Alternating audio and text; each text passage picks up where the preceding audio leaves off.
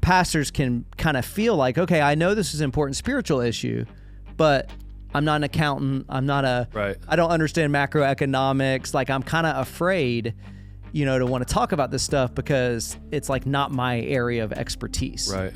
Yeah, I feel that. I mean, how many times have we said, Rich Birch, I love the title of the podcast. I mean, unseminary. Right. It's like something they don't teach you. Yeah. How many times are we like, man, the things that we really needed to know and that's not a knock on seminaries. I mean, they're teaching us what you're talking about, the Bible part and the people part, but there's so much leadership and practical stuff that comes along with it. So I feel that, like, I could, I wish there was more church finance type stuff taught, but what you're saying is even higher than that. It's more just like, basic financial acumen. I saw a quote the other day that I thought was pretty good. I was reading back through some of my notes from a book I'd read, and it said another name for complex is unfamiliar. Mm-hmm. Things that you feel like are so complicated, once you get to know them more and more and more, they become less complicated, And I think that a lot of times it's just straight up fear of the unfamiliar. It's fear of the complexity. I mean, you're right. There's a lot of people, pastors, you can grow up blue collar, man, finance is something somebody else does. Almost like you kind of have a notch in your cap about your lack of awareness around it. I also think that a lot of that, like, man, I'm unfamiliar with that, so I just don't learn about it. Like, if you read the book, The Oz Principle, that is just firmly deciding to stay under the line and being a victim. Over the line is take responsibility. Under the line is victimhood. And it's so crazy. We all go, man, I'm not a victim. All of us do victimhood. And I think a lot of that idea of just like, man, I don't really know about that. That's for some Wall Street high person, That's just deciding I'm just going to stay under the line and not take responsibility for this area of my life. This is Breaking Barriers, where we help pastors and churches grow so that they can go.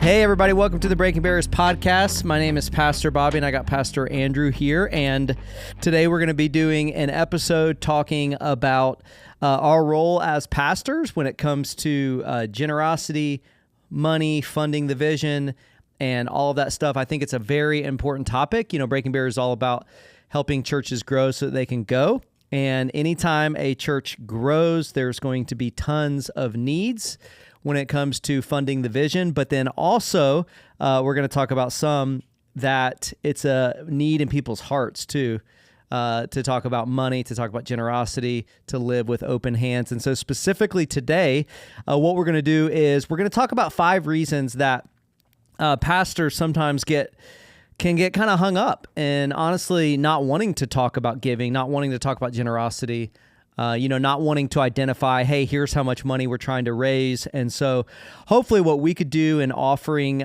some of those hangups that we all experience, maybe they can end up maybe freeing up 1 or 2 of these things in your life. If you have one of these hangups that's maybe keeping you from going after the vision that God's put in your heart for your church. So I'm going to turn it over to Pastor Andrew to just kind of introduce this idea of generosity in the church. Yeah, I think that one of the quickest ways that we can see decline or just a failure to kind of get off the ground and launch, so to speak, with things like generosity or any other initiatives that we want to do in the church. A lot of times we over-spiritualize things that are supposed to be practical. And when we over-spiritualize something that's supposed to be just kind of a practical, good practice, and man, it's best practice, and man, it works, and it's leadership oriented or it's strategic or whatever, and we're kind of constantly trying to over spiritualize those things, we end up sort of demonizing anything that we don't have a verse for. And it's just a real shame, because any kind of growth in churches, no matter what you look at, there's going to be a great spiritual component of it, and then there's going to be a great practical component of it. And you see it in the scripture too. Like, man, we have a problem. We need to serve tables. Okay, well, we're going to do this. You guys are going to do that. We're going to do it this way. It seems like there was a lot of strategy to Paul's missionary movements, for example. Like, there's just a spiritual component, there's a strategy component, and if we don't have an attention to both of those things, I think we're really not going to be served well or serving our people well. I mean, you and I carry the label pragmatist in a positive way. Mm-hmm. Like, we just feel like We're consecrated pragmatists. We're gonna make sure that we're doing the spiritual side and make sure that we're staying right by the book in terms of the Bible. But beyond that, we want to do. Everybody does practical. We want to do it really well. And so when it comes to generosity in the church, man, there is a deeply spiritual side to it. That it's about discipleship. And then there's also a deeply practical side to it, where when you look at movements that are blowing and going, costs money, man, they're spending money left and right, and they don't have a scarcity mindset around that stuff. Man, they think God owns the cattle on 1,000 hills. He wants to deploy his resources for his kingdom. We're going to go after it. We're going to set goals with numbers. We're going to try to do big vision with our people.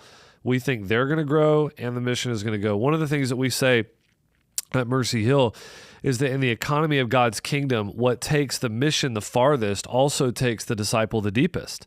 And so it's like when we think to ourselves, man, this is just all practical. It's all about church growth. It's like, man, well, you're missing the part that the same thing that makes the church go the farthest is going to take the disciple the deepest.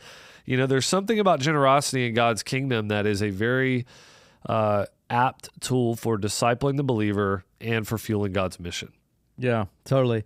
And, before we get into those 5 kind of hang-ups that pastors and church leaders can have, kind of piggybacking on what you're saying, a lot of what Breaking Barriers in the ministry is, there are things kind of out there in the conference circuit that when people say, we talk about kind of being this like anti-church growth sort of thinking. There's things when people say that the average pastor sitting there listening, is like, oh, that's good. Like, man, that's so good. But some of those things are just not correct, Right. But they sound really good, And I think there's this kind of idea when it comes to fundraising, generosity, the role in the church and the role the pastor has with this stuff. There's a tendency to think, man, if your church is more spiritual, if you are more spiritual as a pastor, you just need to leave that stuff up to God, what people are going to give. And you need to not like identify, hey, here's how much money we're trying to raise or whatever. And like, you just need to trust God with this stuff.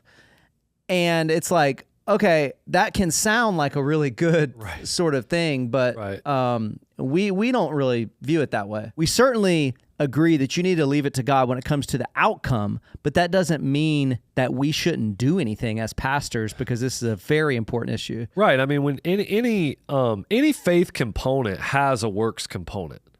Like anything that you are doing that is a trust God, it has a downstream effect of what that faith looks like in the world, what it looks like to act out. And I think it's just funny because you bring up a really good point. It feels like generosity more than some of the other things. It's just like, man, but we don't want to talk about the action component of it or the faith component of it. Like, I think about it with evangelism. I mean, how would we say it's like super spiritual to just not have any action components with evangelism? Just trust God, Like, well, if a church said like, well, hey, we're going to do like this thing on a weekend with a block party and try to share the gospel. No, that's a lack of trust. I'm like, no, I think that shows they are trusting. Right. Trying to get your faith moving in the world, to me, feels like it's an evidence of, you're trying to put your faith on display and it shows a big faith. Some kind of way with generosity, you're right. It turns into, I don't want to know what anybody in the church gives. That's a real common, like, super spiritual one.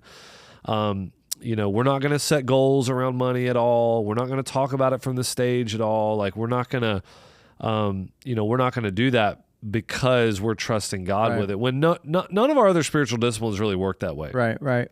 Yeah, one of the things I was thinking about, like for us in this podcast, one of the things we have on the front page of our Breaking Barriers website, it's just like a phrase that says, like, we're pastors, not consultants, and we love church consultants. I think they're important for different things. But when it comes to like generosity and raising funds, I do think it's different giving advice from the chair of being a pastor versus just giving advice as a consultant. Because for us, it's like we're actively doing this stuff. You know what I mean? Like we're not on the outside saying, hey, here's 3 good principles, whatever. A lot of these fears and different hangups we may share are stuff that we've dealt with over the years. You have been in your role for 13 years and have probably seen this from different sides and have probably struggled with some of this, in different Right. ways. Maybe even just before we get into some of the hangups, like what's been that journey like Right. for you, and generosity? I think, yeah, totally. I mean, we're coming from a practitioner's heart here. For me, the concept of people saying like, man, I've always had a problem talking about money. I don't like to talk. That was never really true for me but I think it was only half. I think the glass was only half full in that for me, because I definitely understood very early on that the mission of God, we say it, we got this from Church of the Highlands. The mission is going to go about as far as the generosity the church takes it. Okay. I never had the language for that, but that was true from day one. It's like, man, if the one thing that we need more than anything else is more money. And I knew that. And so for me, like talking about money to raise money for the mission was not really ever an issue for me. I think my big evolution has come, Bobby, with over the last few years of realizing how important this is for the individual growth of the believer. And I know we'll talk about that here in another podcast, but for me, that movement from, okay, generosity is the product of maturity, and moving from that to, wait, no, I think generosity is a pathway to maturity also. That like, if I want to see someone's discipleship go the deepest, one of the first conversations we need to have is around their generosity. Right. Not the last conversation we're going to have. Right. Yeah, that brings us to some of these hangups that pastors have. So, we just kind of came up with this list off the top of our head, stuff that we've heard people say, stuff that we have felt, and I'm sure there's way more reasons than this, but just nice, clear kind of 5 of them today. So one of them, and we just recently heard somebody kind of bring this up, and we've dealt with this before. So at Mercy Hill, like, when we're talking about generosity, we're talking about, generosity fuels the mission. It's not just from the stage, but it's also in one-on-one conversations with people. And, one hang up that I know pastors have, because we have said this, and I've heard a lot of pastors say this, is like, man, I don't want to show partiality to somebody. I don't want to show partiality to somebody that either has more money, or somebody that, is, extremely generous, or God's blessed, or they're an entrepreneur or whatever. Like there's some hesitancy, like, hey, if I talk with somebody one-on-one, I may be going down that road of showing partiality. What would you say in terms of, like, we just were recently engaging with somebody over this? Man, I think it's an incredibly common fear. I think people will say like, man, I'm afraid that I will, which to me, that's a really, when people say like, I'm afraid I'll become, buddy or partiality or whatever, I'm like, the first thing that comes to my mind is, man, we try not to do decision-making based off of fear. So when someone says the phrase, I'm afraid I'll whatever, it's like, well, that probably is a good reason to stop for a second and think about it. To me, we got to acknowledge that, the Bible talks about partiality and ushering the rich person to the front for a reason. Right. Every one of us are susceptible to that and capable of that. But I would also say, you don't get to just take your ball and go home, Right. Like if the Bible also tells you, as Paul, as we see Paul say to Timothy, like, hey, you need to teach the rich to be rich in good works. Well, how are you going to teach them to do that if you refuse to even know who they are or ever even have any kind of interaction with them? I'm scared of that person because God's blessed them. It's like, man, to me, that's not really reflective of the heart of a pastor. It sounds super spiritual, but at the end of the day, it's like, man, I'm not sure about that. It feels more like the heart of a pastor should be, man, these people God has given, a lot of times the gift of generosity and the gift of making money go together. They just sort of do. Right. God has given these people something to steward, and as a pastor, I want to help them with that. I want to know them.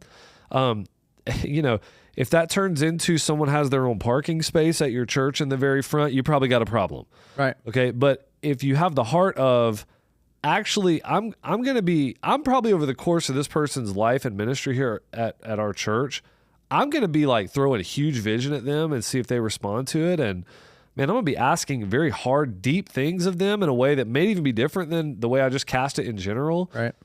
Then I think the idea of like, man, I'm not even going to know who they are is, it sounds great on the conference circuit. And as soon as you put the screws to it, to me, it falls apart. Yeah. Yeah, I like how you frame it, because I think there is a risk, and it's not just money. There's a risk. Anybody shows up to your church and they're incredibly gifted, there's going to be a risk that you show them partiality, right? I mean, any of us, right? Like tomorrow, if some famous NFL player shows up to our church and wants to be a member, it's going to be very easy to want to show that person partiality because they have this amazing gift that God's given them. I think our role as pastors is to say, okay, I need to help them to steward that, and I need to challenge them to steward that.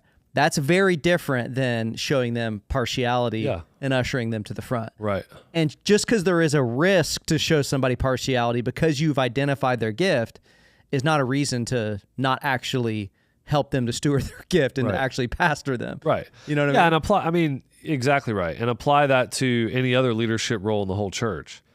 Like if I said, hey man, I don't spend any more time with our missionaries or our church planners or our, small group leaders because I don't want to show partiality, we'd be like, well, that don't sound right. Right. It kind of sounds like these people are putting their whole freaking life on the line, and they're leaning in, and God's gifted them, and maybe those are some high impact situations you need to spend some time with. It's again, man, it's just this whole thing where we just have this faux pas because it's about the gift of generosity. I mean, the Bible is as clear as day in Romans 12. Generosity is a gift. There are people who God has gifted to be generous. And I just can't imagine just deciding wholesale, we're just going to mute that one because we're so scared that we're going to be drawn in and we're not going to be. It's like, man, if we have a problem with showing partiality, that's something we need to do like any other sin or temptation in our life. We need to share it with each other. We need to repent of it. We don't just stop and mute an entire group of people's giftings in our church, I think. Right. So another hang up I think that we as church leaders can have is that in talking about generosity, because it is, and I don't know that people would frame it like this, but this is the reality of it. Talking about money and generosity is a beeline to the heart. Right. And because that's the case, people absolutely will get offended. Yes. And some people, maybe they have wounds from that, and they just don't want to deal with that. That's exactly right. And so there's a hesitancy. Right. Yeah, I love the illustration we got from the guys 1122 that, the Crusaders would be baptized with their sword out of the water before a battle. Now, getting baptized before you go in battle, that's a whole problem theologically anyway. Okay. But the idea was they hold their sword out of the water because they know they're going to sin with that. And the illustration that those guys 1122 say is that's our culture today. We're baptized with our wallet out of the water. I would say I would add to it and say, man, our wallet and our sexuality are two things. And it's like, man, if you start pushing on that, people are going to come out of the woodwork. They're going to be offended. You're going to get emailed or whatever. But that's one of those things to me where it's like, man, as a pastor, we've signed up to be on the front lines of spiritual war. And if we know this gets such at, in the way that sexuality is getting at our identity now in a way that maybe it never has before because of, just some of the moves and turns in culture, it feels a little bit like that with money that, man, we start talking about money, it gets at such a deep place very fast that you're going to catch flack for it. But that probably is a sign that you're doing something right. Right. Not that you're doing something wrong. The way that I would say is to encourage maybe a younger pastor, that's planning a church or something. It's like, yeah, you are going to offend people, but it's a good offended, because what it's going to do is, there's some people that's not going to be offended at all because they're super bought into the vision, and it's going to allow you to know, okay, man, these people right here are really going after the vision. Some people are going to be offended because they need to grow, and God's going to use it to grow them, which is we've seen that. That's great. That's what you want to, you're challenging somebody because maybe it's an issue in their life where they're holding their hands too tightly around their money. Other people are going to be offended, and man, they probably are not kind of part of your church, and like they're going to leave, but it's not necessarily a bad thing. I mean, some of those people, honestly, they're not even believers, and it's God's revealing, kind of just more of a religious inclination. Yeah. I think that's a lot of the reason Jesus talked about money too, because religious people, like, Man, they got a lot of the good works, but you start talking about money and you start going after that, you start touching something really, really deep. Yeah, I mean, as we say, a hit dog will holler. And I'm not sure if you understand that. I do. You struggle with I understand figures of that, speech. though. But yeah, the idea is like, man, you start talking about money and you just end up, you got stingy you got someone that has a stingy heart, and God wants to break that open and see all the other things that he wants to flood into their life and to see from their life. But it's probably going to be some pain, first. And Right. so a lot of times the people that are reacting, Right. man, it's funny, man. People that are like faithful in their giving and excited about the mission, like 99.9% of the time, I just feel like they're just like excited about this stuff. Yeah. Because they see it. They're Totally. like, yeah, man, like most of them are like, dude, if we all got on board, we might have a bigger impact, Imagine what we could do. Yeah. So they don't, it's a lot of times it's the people that are not with you that are going to get mad. Yeah, so the next two hangups, these are, I think, things that pastors deal with just personally. One of them is the same heart issue that people have with money. Money can provide security. Money can make us feel like we're in control.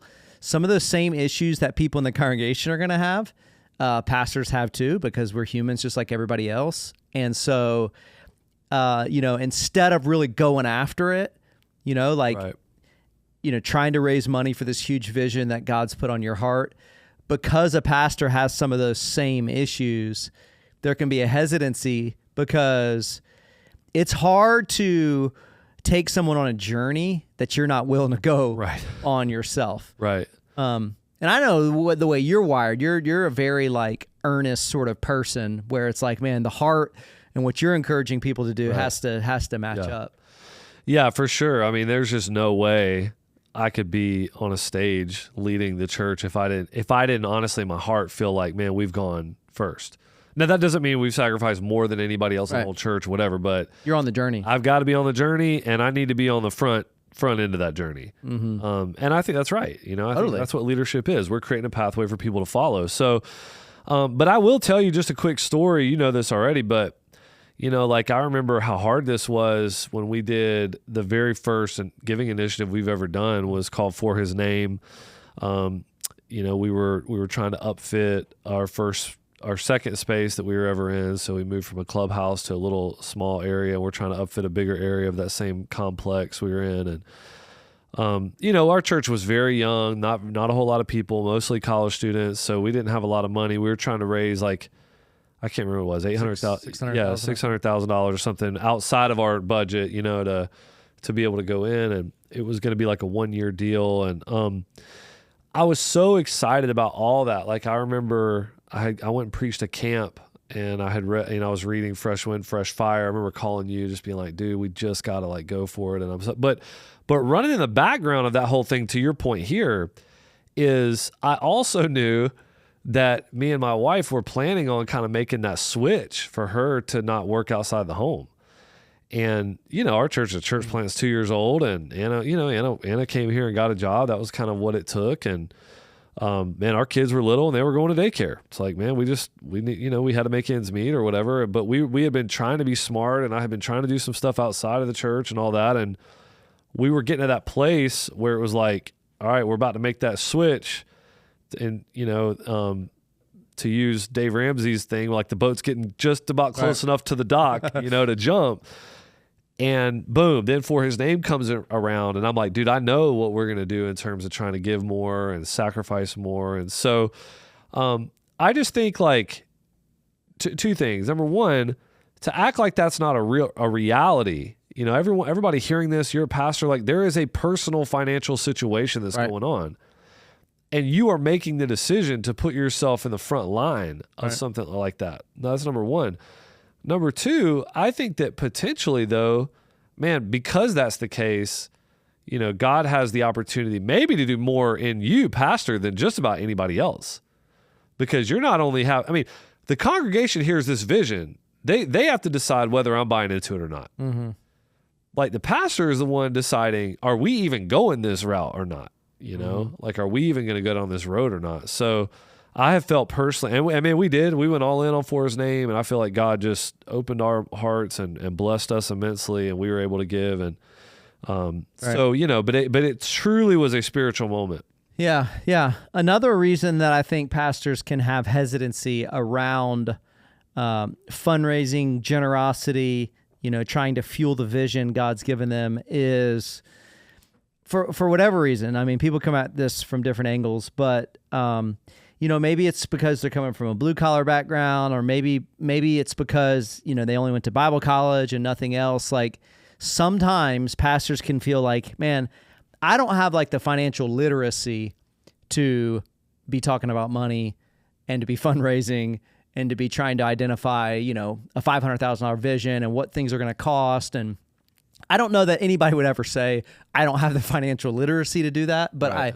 I think sometimes what's happening sometimes is, pastors can kind of feel like, okay, I know this is an important spiritual issue, but I'm not an accountant. I don't understand macroeconomics. Like I'm kind of afraid, to want to talk about this stuff because it's like not my area of expertise. Right. But maybe you could help explain. There is a difference though of like being like an, economics guy and like just being a pastor and challenging people biblically, at the heart level. Because what we should be as pastors, we're like experts at human beings, in the way God's created us and the fallenness that we all deal with. Like you don't got to be a CPA to be able to talk about money with people. Right. Yeah, I feel that. I mean, how many times have we said, Rich Birch, I love the title of the podcast. I mean, unseminary. It's like something they don't teach you. Yeah. How many times are we like, man, the things that we really needed to know were, and that's not a knock on seminaries. I mean, they're teaching us what you're talking about, the Bible part and the people part, but there's so much leadership and practical stuff that comes along with it. So I feel that like I could, I wish there was more church finance type stuff taught, but what you're saying is even higher than that. It's more just like, basic financial acumen. I saw a quote the other day that I thought was pretty good. I was reading back through some of my notes from a book I had read, and it said another name for complex is unfamiliar. Mm-hmm. And that's really true. It's like, man, things that you feel like are so complicated, once you get to know them more and more and more, they become less complicated, Mm-hmm. They at least feel less complicated, good way to think about it. And I think that a lot of times it's just straight up fear of the unfamiliar. It's fear of the complexity. I mean, you're right. There's a lot of people, pastors, country pastors, you can grow up blue collar, man, finance is something somebody else does. Almost like you kind of have a notch in your cap about your lack of awareness around it. It's like, man, I'm just a good old grits and country boy and all that. And I'm kind of that way a little bit. But I also think that a lot of that, like, man, I'm unfamiliar with that, so I just don't learn about it. Like if you read the book, The Oz Principle, that is just firmly deciding to stay under the line and being a victim. Over the line is take responsibility. Under the line is victimhood. And it's so crazy. We all go, man, I'm not a victim. All of us do victimhood. And I think a lot of that idea of just like, man, I don't really know about that. That's for some Wall Street high person, that's just deciding I'm just going to stay under the line and not take responsibility for this area of my life.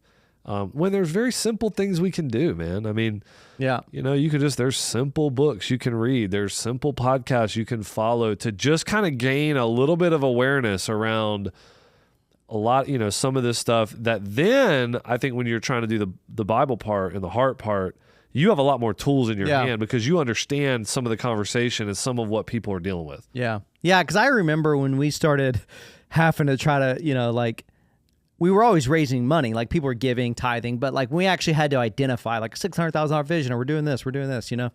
I just remember it's like you could feel like, oh my gosh, what is a balance sheet? You know what I mean? Like what are assets? Like what are liabilities? Like, just all this stuff. Like what's our debt service coverage? Like what type of loan are we getting? And feeling like you need to be able to answer any question that anybody has. And I do think it's really good to try to educate yourself. And there's people in the church, honestly, finance people and different people that a lot of times are happy to try to help you understand and simplify things for you. And but you don't got to have a PhD in that stuff to be able to talk about why giving is important. Yeah. Hey, the last one is, and these are not really in any particular order, but like, I think sometimes we have a fear of and I feel like I feel like we both understand this one a lot. Like we have a fear of, hey, when we try to really go after it and put a fine point on our vision of like, here we're going, this is where we're going, this is how much it's going to cost, this is what we're going to do. There's some people in the church that didn't realize that was our vision. And by putting that fine point on it and like printing stuff up and handing stuff out, like we're going to come under like more scrutiny. And our vision's going to come under more scrutiny. And that can just be hard to deal with. Yeah. Sometimes, you know? Yeah. Putting numbers on things and how much stuff's going to cost and where we're going. And Yeah. But I mean, what are some of the things you've done to try to help kind of get over that? Yeah, I mean, I think the probably the biggest thing is just to realize that like trust that's accumulated over years, it really comes to play when you're talking about money and you're talking about like what's the next 5 years vision and that kind of thing. Because there is a spirit a little bit, there can be of different people who are just the very rules oriented. They're very Ronald Reagan, like trust but verify people. Right. And that's fine. That can, but generally speaking, I think once you've come through on vision that you've cast and you've done that over and over and over, and you've seen the Lord do it and you did with the money what you said. Hey man, we're going to buy a building and start a worship academy. And then it's 5 years later and there's a building and a worship academy or whatever. You know what I mean? I think to me, that's the number one way, that you can, I think kind of move through that season. But there's no doubt, especially if you've done kind of the bad thing, which is you hyper spiritualized a pragmatic issue. Mm-hmm. And so you literally have said out loud to the church things like, we're not going to have a budgeting goal, or we're not going to ever throw out these numbers like this, or you've done that in practice. The first few times you decide you were wrong and you start doing it, you're going to get pushback. Right. But that's okay. It's like, man, if you want to get strong, you got to pick up stuff that's heavy. So it's just going to be one of those seasons of growth. Yeah. I think one of the things that we've done over the years, I don't know where this came from. Maybe you just came up with the phrase, but like we've tried to be on like the edgy side of wise, right? Because with like putting a vision out there, and like there's a couple different tendencies I think with pastors. One is, hey, if people have low expectations, no one's ever going to be disappointed. So I'm just not going to put anything out there, right? Like, man, I'm not going to disappoint anybody. I'm not going to say we're trying to do this or whatever. It's like, okay, that's not where we want to be, On the other side, and sometimes pastors can be the worst about this, like just they want to have this crazy faith and they just start throwing out there, we're doing this and we're doing this and we're doing this and we're doing this. And like they do 0 out of 10. Right. You know what I mean? And that's where the leadership trust with people can start to kind of like, okay, man, when this guy says we're doing X, Y, Z. So you want to have some balance of like, hey, we want to trust God. We want to challenge people. We want to try to go after stuff that God is going to have to bless, that we can't just in our human effort.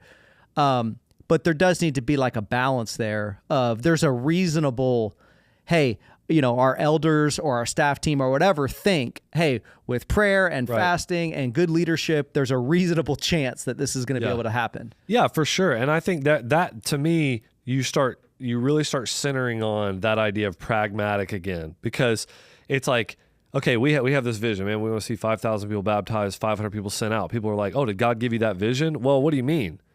Like, I've got a book that tells me to go in that direction. That's our direction. Hey, we're going to raise X amount of money for this building. Well, did God like give you that vision like in a dream or something? I'm like, no. I mean, I'm not saying he couldn't, but like our numbers for the building that we're building, it's like, man, that wasn't like a dream. I'm like, well, I think we're supposed to make disciples to the end of the earth. This seems like a really good next step. I've been thinking about this a lot, praying about this a lot. This is, man, God, we're going to put this out there. I don't know if you're going to do it. It's a prayer goal. Yeah.